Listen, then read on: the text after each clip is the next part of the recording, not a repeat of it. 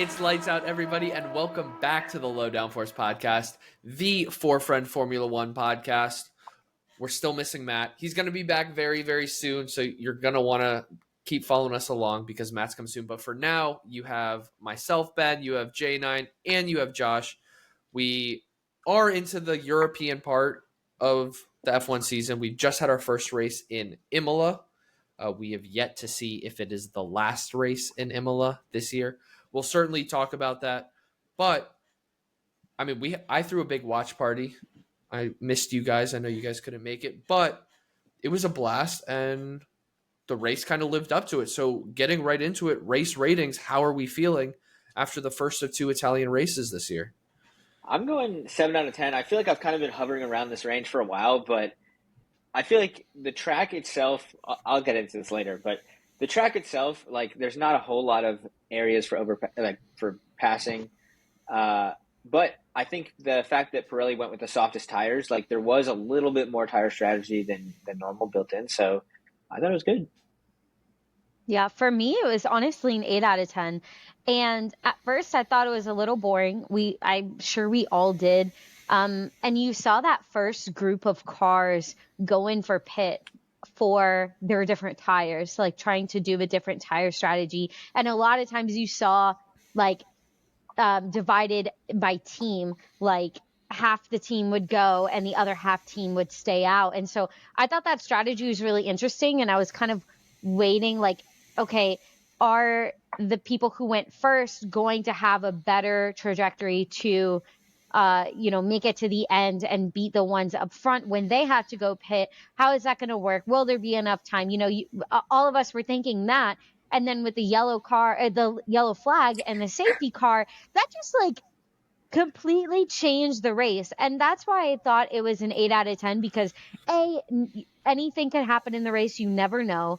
And B, it just took the entire strategy that teams had and changed it up entirely to be like, okay, and Verstappen was able to just exit easily, get his tires changed, get back out there and just like lead the whole thing. And so that was to me really cool to see. And I was watching it with my boyfriend. We were talking about this tire strategy and like talking it through. And then with the safety car came in, we were just like, oh my God, wait, what's going to happen now? And so then it really threw everything off. And I really love a sporting event where it makes me really think. And that was this race. So I am truly a big fan of this one. I went exactly with you. I went 8 out of 10 as well, but now I'm like, you're talking about it the way Josh is talking about it. I'm mulling it over. I'm like, do I need to bump it higher? Because one of the people came to the watch party, my dad. I texted him after. I was like, hope you had a good time. Thanks for coming. And he was like, yeah, it was great, even though the race was over 45 seconds in, when, of course, Max obviously has an amazing overtake on Oscar into the first chicane, takes the lead and runs the way with it. And I think that's almost even more impressive for a track like Imola, which we've talked about in the preview. It doesn't promote overtaking. It had only 29 overtakes last year, which was below the average overtakes last year. And, we weren't expecting much. And yet here we are. I was so eager to get on the podcast. I was kind of thinking about it all day yesterday. Like, oh, wow, that actually turned out to be a really, really good race, which is saying something, especially because we didn't have a fight for the win. But I think what did it, because the tires, like you mentioned, because the safety cars, like you mentioned, we had a key overtake on lap 1, obviously Max taking the lead, and we had some key overtakes on the final lap. We had Fernando Alonso just missing out on the points on the final lap. We have Charles Leclerc having to give a position back to Alex Albon on the final lap. Alex Albon finishing in P5. So obviously we've mentioned Max wins the race. Lando actually on strategy is the better of the two McLarens. McLaren's take a 2-3, Lando, and then Oscar. Ferrari, who had an abysmal qualifying, P11 and P12 in their first home race. I mean, like truly, truly embarrassing. They show maybe their best race pace all year by far, worked their way all the way up. Lewis Hamilton goes from 12th all the way up to 4th and was chasing down Oscar in 3rd at the end of the race. Charles Leclerc in 6th, of course, being, like I said, split by Alex Albon.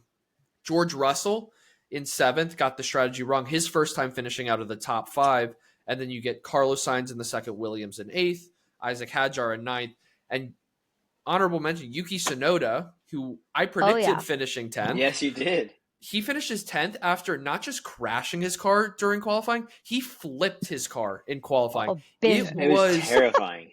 It Very was insane. scary. We talked and about then he just after walked away from it. We talked about after Japan, Jack Doohan's crash being insane. And I mean, they pan over on like F1 TV and his car is pretty badly destroyed. It's like, okay, he went off, he hit the wall pretty hard. And it isn't until they go to a replay that they realize, oh, wait, he flipped his car into the barrier. And it was truly nuts. So bad, Red Bull didn't even repair the car. They just built a brand new car from the spare parts they brought.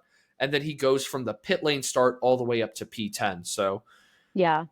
And I think that like seeing the difference between qualifying and the race results, you had so many teams do pretty well and it was like surprising. And then they fell back, and then you had some teams who didn't do really well and then they came forward. And so I loved that mix a lot of times. And I think that I was also excited to come to the pod because a lot of times we're looking at the first, second, third, podium, but I'm looking at like 8, 9, 10, like who is moving, who is not. And so I was so excited for like that, like 5th position all the way to maybe 12th. Like it was so mixed and there were so many pit stops and so many different tire strategies that it made it just like exciting. You just had no idea who is going to end up where. And then the safety car comes out and it would like, again, it changed everything. So you couldn't predict anything. Honestly, the rest of the standings, apart from the top, is more exciting to look at than the top 3. Like the top 3 is always just Verstappen and the 2 McLarens, and they change orders. Like it. Right. Sometimes there's a little difference in there, but it is interesting to see. Like, oh, Williams had a good race. Oh, I would say bad race. Like, I was just about to point out from 6th to 13th, all different teams: Ferrari, Mercedes, Williams, VCarb, Red Bull, Aston Martin, Kick Sauber, Alpine. All of them fighting to stay in the points or fighting up into the points. There's so many storylines. There's so much excitement. I think this was the first race also that coming off of the end of last year where we have 7 different winners and people are saying, oh, this is one of the great Formula One seasons. And people are saying, well, the writing suggests that 2025 should be even better. Of course, we see Ferrari falling back from how they finished the year, but I feel like people were propping that up, but like we didn't really have the evidence to back it up just yet. It felt like McLaren was running away with it. Max would occasionally get the best in qualifying, but it was always like McLaren kind of dominating.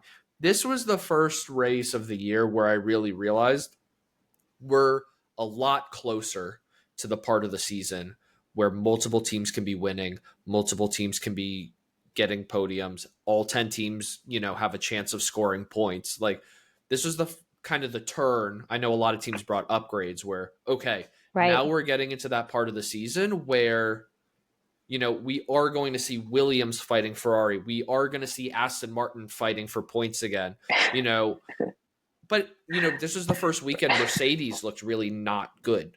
And so it's like, okay, now. Whoa. Hey, I'm calling it like I'm seeing it. Kimi had an issue with the car. He had to retire. Yeah. Russell Esteban was Ocon, complaining the whole time. Yeah. Esteban Ocon also had an issue with his car. So those were the 2 retirees of the race. And as you mentioned, Esteban brought out the virtual safety car, and then Kimi brought out the actual safety car, which just kind of threw a wrench in everybody's strategies. I was screaming at the TV when Lando pit the lap before horribly the VS. Unlucky timing. Very unlucky, which some would say it balanced out Miami and some of the other. But yeah, I mean, Lando ultimately finishes P2. Of course, different strategies, but with how Max was driving and how much pace the Red Bull actually had, that was the best Lando really could have done. But Josh, you were hitting on it right at the beginning. Like the safety cars were vital, obviously, for the entertainment of this race, but they highlighted, and I don't think I've ever admitted this before, but Pirelli actually gave the teams a challenge this weekend. Yeah, that's exactly it. So many teams got qualifying wrong. I mean, I think George Russell and Aston Martin, no points in the race, but they qualified P5 Fernando Alonso, P8 for Lance Stroll, and George Russell on a medium tire instead of the softest tire, the C6, he gets third in qualifying. And so I think just on that, there's enough evidence to suggest that the medium was probably the best qualifying tire, but then it limits what you have during the race, so much so with all of the teams wanting to swap their tires under each safety car that at the end of the race, some drivers had to go back on used hards that they used 30 minutes before because Well, that's all they had left. At the second safety car, Ferrari on the radio to Charles Leclerc was like, he wanted to pit, and he was like, we don't have tires we can use. Like, we only have used softs, and they said that wasn't going to make it to the end of the race. And so, like, they ended up, I don't think Charles pitted that last that so second he safety car. He didn't. I was reading up on it And he today. was pissed. Charles made the call. They were going to pit on softs Mm-hmm. and go till the end of the race, which 17 laps was a lot, but for how long the safety car lasted, who knows? Maybe something could have happened. But Charles' side of the garage was told that Lewis was not going to pit. And so Charles was going to pit until he saw Lewis pull into the pit lane. And he made the decision to stay out because he didn't want to be behind Lewis in a double stack during the safety car when everybody was pitting. You get caught in traffic, you lose even more time. But, I mean, you were literally 2 seconds on track away from Lewis staying out and Charles trying something different. The interesting thing with the tires, though, that I think is when the tires are in clean air, they didn't degrade at all. Like, Max Verstappen out front had a very easy race. Like, once he made the pass and he wasn't battling, but was it Lando or Max or whoever, or maybe George Russell at the beginning? It was George Russell who was saying, like, I can't make these tires last as long as Plan A is designed because he was battling with the McLarens early on in the race. Right. So I think, I mean, that's, I guess, good for cars battling to have new strategy, but it does make whoever's out in front probably just have an easy. But I mean, like I was saying, Pirelli should tip its cap because half the grid took the bait, like literally a fifth of the way in. 12 laps into this race, and as soon as they're pitting on, mediums, it's not like they were on softs to start. I was like, whoa, you have 80% of the race left. This is 2-stop territory. And then, of course, we see from the longer first stints from Lando, from Alex Albon, from Max Verstappen, you realize, okay, once you get past the first kind of set of degradation in the medium tires, they wind up lasting, and then it turns into the one-stop. But you literally had half the grid. We're talking about this second safety car, which was to get Kimi Antonelli's broken down car out of the grass, clear the track, all of that. We're coming into 10, 15 laps left, and you've got Oscar Piastri in second on 20-lap old tires. Lando behind him on new tires. Charles Leclerc behind him on old tires. Alex behind him on new tires. George Russell behind him on old tires. Like, it just was so alternating that it was so fascinating who could actually make up places, who could lose places right at the end of the race. The more I talk about it, the more I love it. But I'm interested to hear Josh's take on penalties because there were quite a few, and I want to see what we think about that. I think that we had Leclerc and Albon right at the end, but we had a few others beforehand that I feel like they didn't get a lot of recap on the broadcast, but it was interesting to see different perspectives on, was it, I'm forgetting now. It was towards the beginning. You're spot on, or at least the ones I remember. It's actually like, you're like half right because they're penalties, but they weren't actually penalties. It was investigation. It wasn't a penalty, but it was like, whoa, what just happened? So there was the one moment where Lando coming out of the pits from the VSC. Yes. With Albon. With Alex Albon. Yeah. Albon. So it's basically because they're sharing the track, because you have to slow down under the VSC. Basically, the pit exit line extends across the track, and whoever crosses that line first, gets in front, because you can't overtake, obviously, under safety car or severe yellow flag conditions.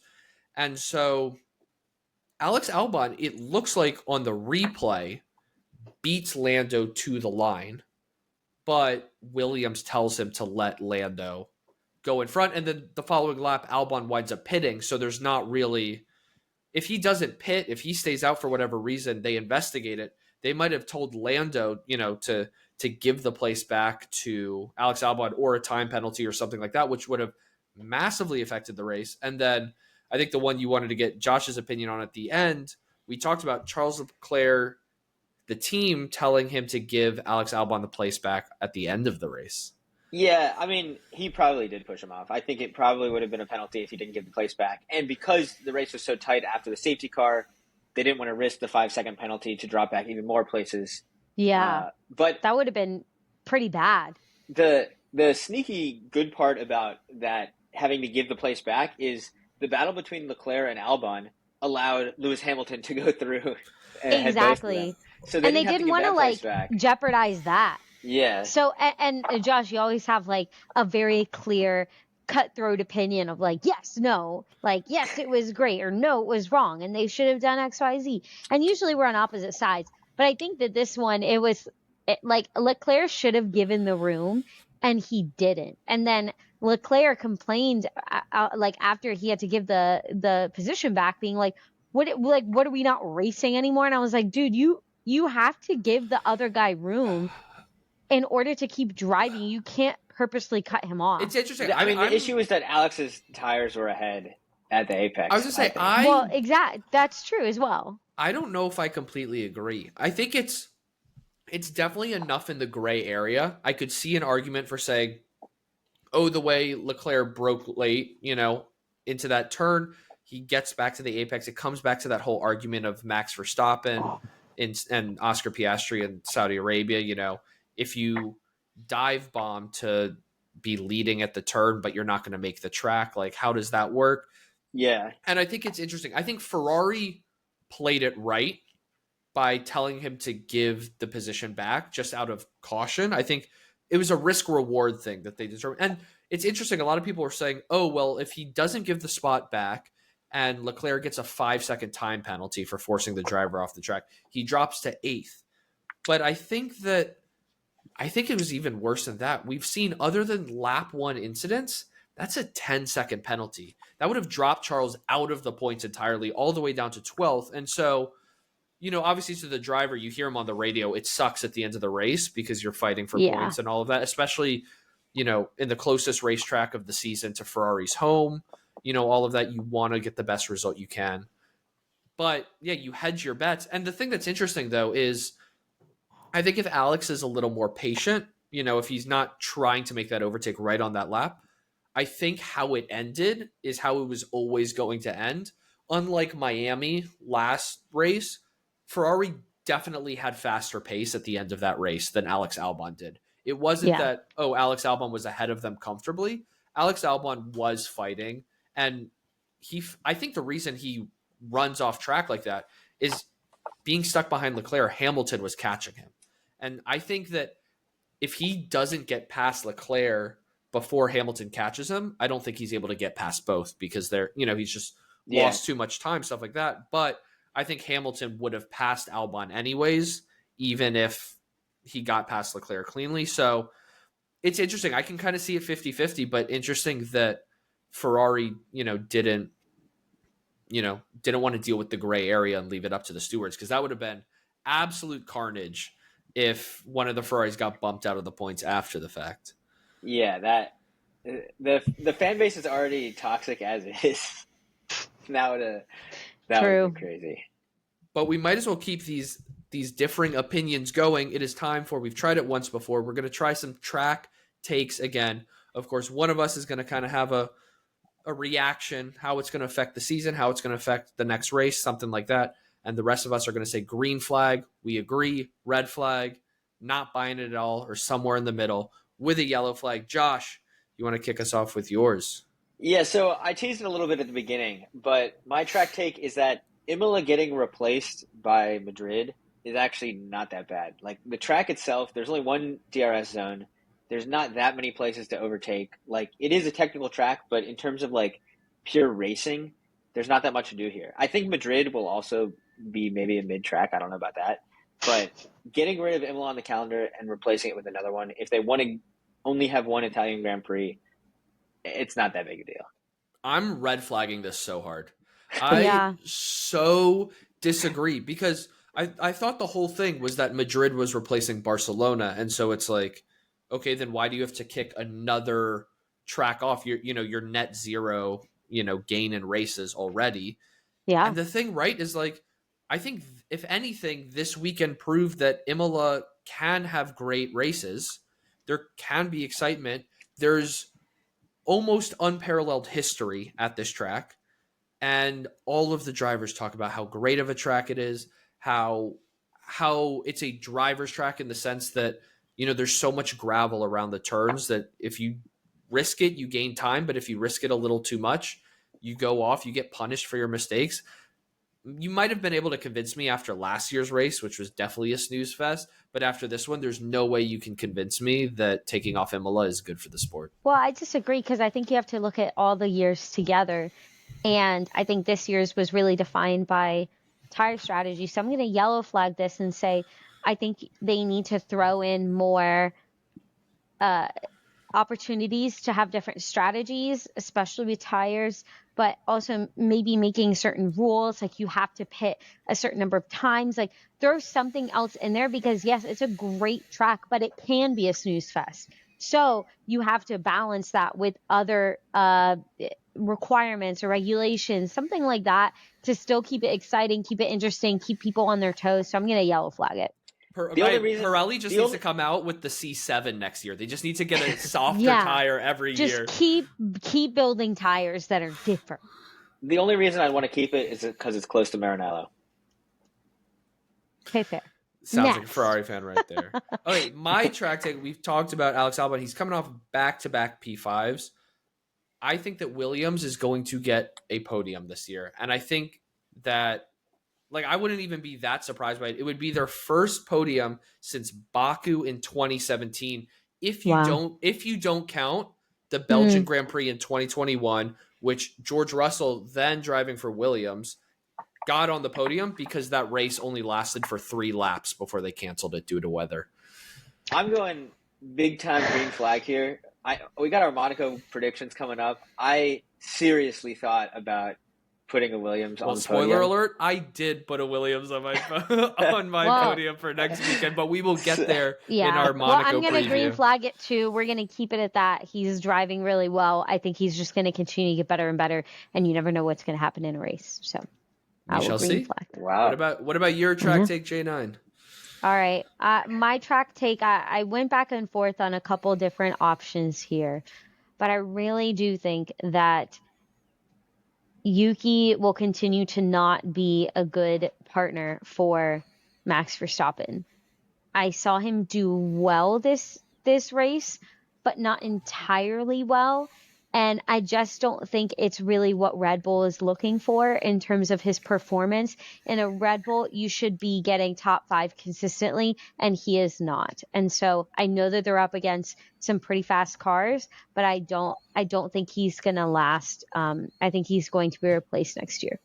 I'm going to yellow flag that. I think Yuki is exactly what they're looking for. They don't want somebody that will compete with Max at the top. This is Max's team. They will do anything to keep him at the top. They just want a good driver that's not going to crash too often. I know he crashed in quality this race.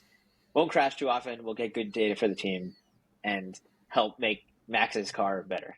Is he good enough, though? I think he has the right mindset. I just don't think he's good enough. He should be getting top 5. Not racing Max for this top, but he should be getting, I'll say 7th and higher. And he's not. He's consistently better than every other that. Red Bull driver we've had recently. I would say I'm going to fair, but that doesn't mean he's the right one. I'm going to yellow flag this for a different reason. I don't think this is what Red Bull wants, but I think, like Josh, you just said, this is the best they're going to get. I think that the way they've designed this team, the way they're going, I think it's not what Red Bull wants, because I think this race proved that Red Bull is fast when they get the setup correctly. The track has to suit them as well.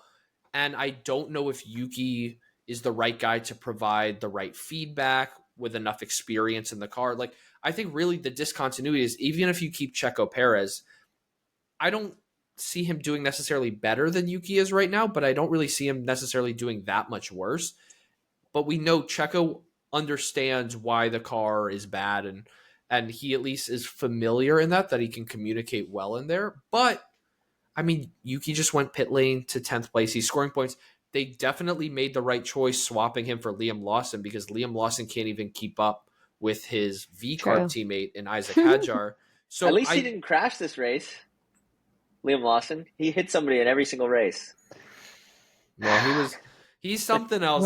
That's a separate conversation. But yeah, I yellow flagging it for other reasons. I just think that's what they're stuck with. I think he's doing a good enough job, but Red Bull has to change other things to kind of get more out of that second position. Well, that takes us to our best and top and best and worst. Our best and top. Best and top. Also known as our top and our bottom. Flop. Our top and our flop. Yes, our standout performer, person, place, thing, you name it. Come up with something crazy. And the same thing on the flop side. We'll kick it to Josh. I totally want to go first. Oh. No, I totally want to go first. You commandeered I'm raising my hand on this one because I feel pretty good about my top right here. Send it. My top was genuinely looking at the stands and the fans and the people who are there and the setup of this race. It's coming from Miami and coming from just kind of a little bit more of a flashiness to F1. And then we start the European summer and it just looked so relaxing. Just looking at how all the stands were, it was just like the complete opposite of what we might think here in America with Vegas and Miami and Austin's a little bit, but not so much. It just looked like everyone was having like a genuinely nice time.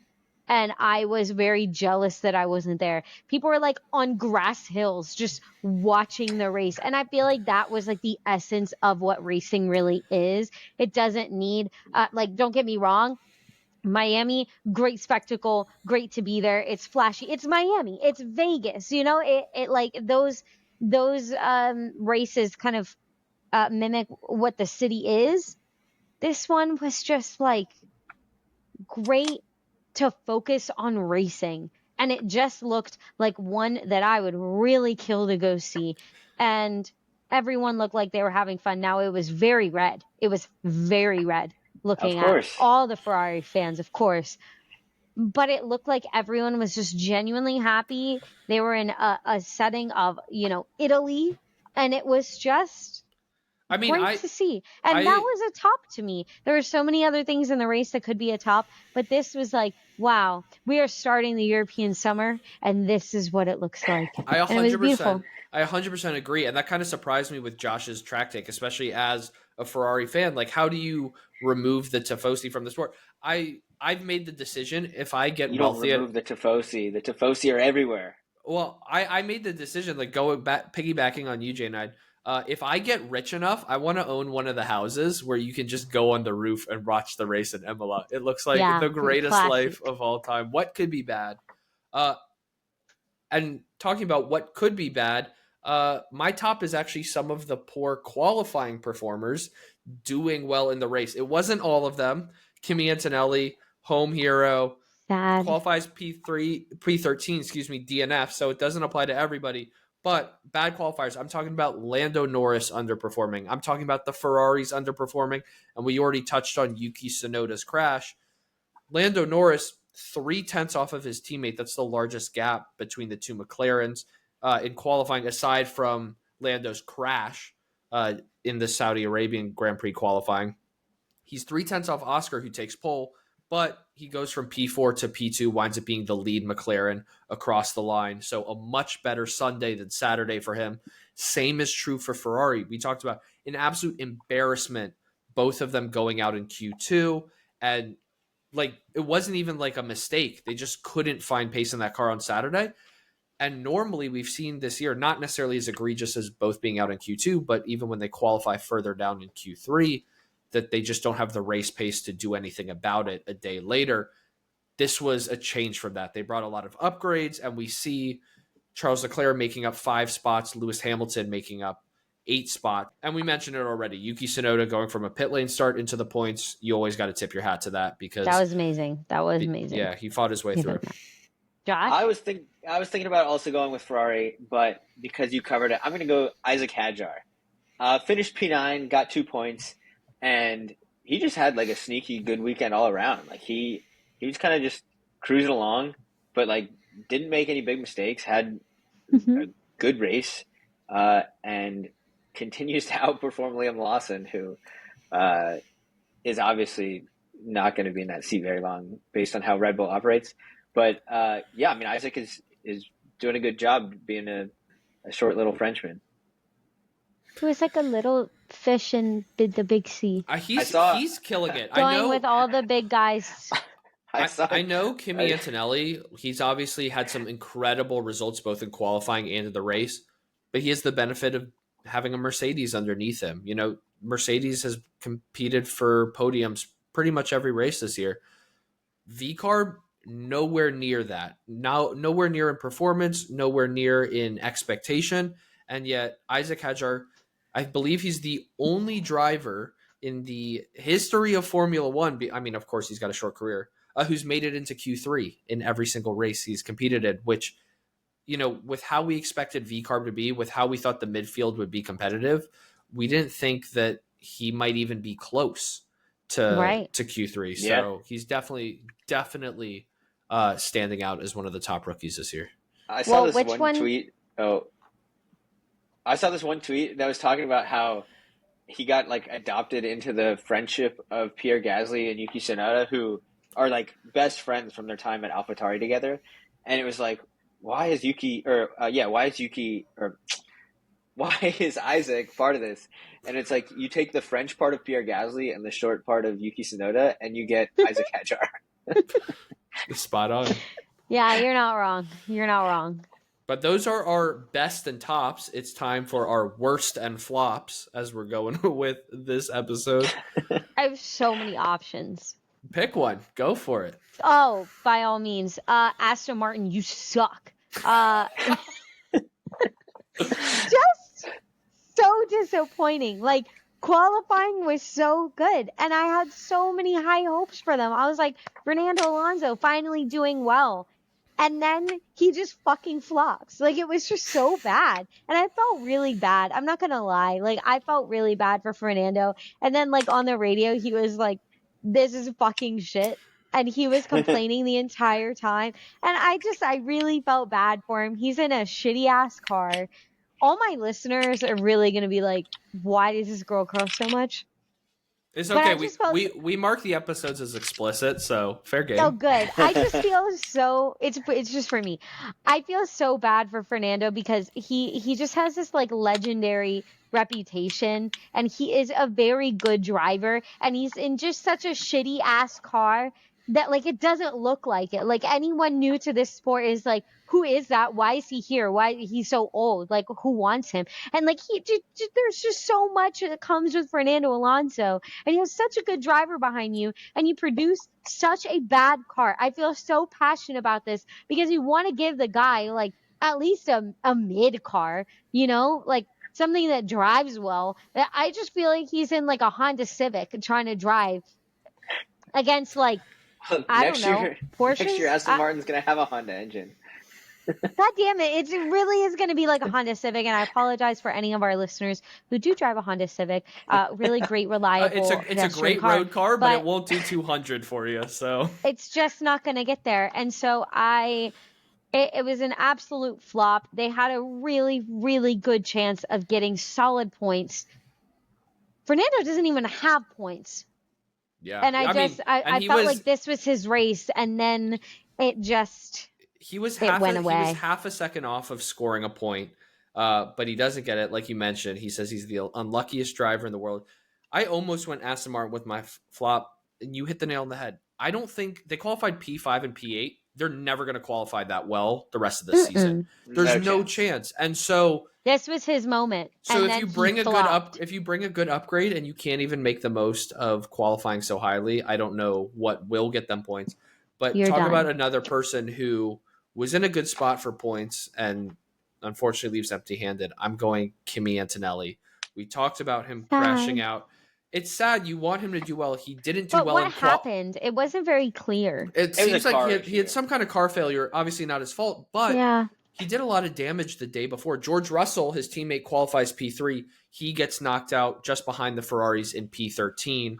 He, even after this weekend, kind of admitted that he didn't really handle the pressures of kind of his home race particularly well, but not to create out of a trend out of 2 data points, but he doesn't really have a great track record at his home races. He guest appeared for Mercedes in Monza last year, and on his 3rd flying lap crashed George Russell's car. And when he's actually on the team, actually competing, he does not finish in this race. So he is yet to. We just got to get him out of Italy. He has of any kind. He has not completed a Formula One session in Italy. I hope that changes for him. Of course, he has completed a session prematurely. Well, no, like when he was in FP1 last year in Monza, he didn't complete that one, and he didn't complete the race, but he still had practice and qualifying. That's fair. Both of his weekends, I guess, ended poorly, just at different stages. That's a better way to put it. Keeping me honest, Josh, I respect it, but we still have Monza later this year, so hopefully he can bounce back. He will have another opportunity soon enough. One of the few drivers who gets 2 home races You're just in a year. Mad that you predicted him on your podium, and he didn't even finish. All right, Josh, who'd you go with for your flop? Maybe it was someone you had on your podium. No, it wasn't. I went with Formula Fakers, and if you're unaware of who that is, it's this like Twitter account that there's this news account called Formula Racers that posts Formula One news and all headlines and all that. And Formula Fakers is a parody of that. So they post a bunch of fake news and stuff like that, and jokes and memes and all that. So the reason they're the flop is they put up a fake screenshot of an Instagram story from Jack Doohan's dad of when Franco Colapinto crashed in Q1 of qualifying. And a lot of people thought this was real. Like, it got reported as real news, even though it wasn't. And Franco Colapinto fans are very passionate about Franco Colapinto and were, like, harassing Jack Doohan and his family because of this fake post. And so Formula Fakers had to come out and do an apology. Jack Doohan, like, was mad and called them out, like, directly. So all in all, just not a good. Alpine had to release a statement today saying, like, you gotta be friendly. This, like, these drivers are people too. So yeah, all in all, just not a good look. It, like, if people understood it was a parody in the first place, like, it would have been funny, but unfortunately, people didn't. I mean, talk about a fire that doesn't need any extra fuel. We only are just now touching on Franco Colapinto, but you know, all of the talk of him replacing Jack Doohan, and some people saying Jack Doohan didn't get enough time, and the first race crashes in qualifying. Even though he crashes, he still makes it into Q2 and then doesn't set a time. But then one of the few drivers to move backwards during the race. He goes from P15 down to P16, few spots behind his teammate Pierre Gasly. So, you know, was it worth replacing Jack Doohan? So far, it's not showing, but we'll have to wait and see. It's been one race. That is true. Talk about other people not doing too well. Predictors Championship update time, Josh. I think that I know I didn't do great. I'm hoping other people also didn't do great. Definitely did not do great. This was the first time in a long time. Actually, the first time since the first race of the season that all 4 of us actually got points. So that's pretty good. I don't know what I got points for. You guys both got 1 point. Ben, you had Yuki Tsunoda. J9, you had Lando Norris in second. And then Matt and I each got 2 points. We both had Lando Norris, and we both had Oscar Piastri in pole. So who did you choose to win? Piastri. Oh, pole. I'm sorry. I was thinking third. We're good. It's good. So with that, Matt and I are extending our leads at the top 2. I have 15. He has 11. Ben 9. J9 8. Woo! It's still close. I'm hopefully going to pull away here soon. That's okay. I'm bringing upgrades to the next race. So okay, yeah, we got a lot of races left, and we don't have to wait. I may or may not bring upgrades to the next race. I would say we don't have to wait very long for the next race because Imola was the first race in a triple header, and a pretty legendary triple header at that, because this coming weekend we are heading to Monaco. Some say it's the greatest sporting event on earth. It's certainly one of the greatest races on earth, and nobody does it like Monaco. J9, you were talking about the vibe at Imola, comparing it to the vibe at Miami. We're getting Miami on steroids. We're seeing the rich of the rich. We are seeing the biggest boats in the world fighting for parking spots in Monaco's harbor. But you don't have to wait long. And you won't have to wait long for our next podcast episode, because before that race, we have to do our preview and our predictions.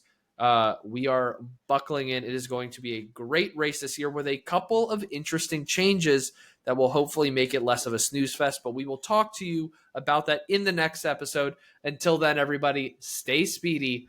Goodbye.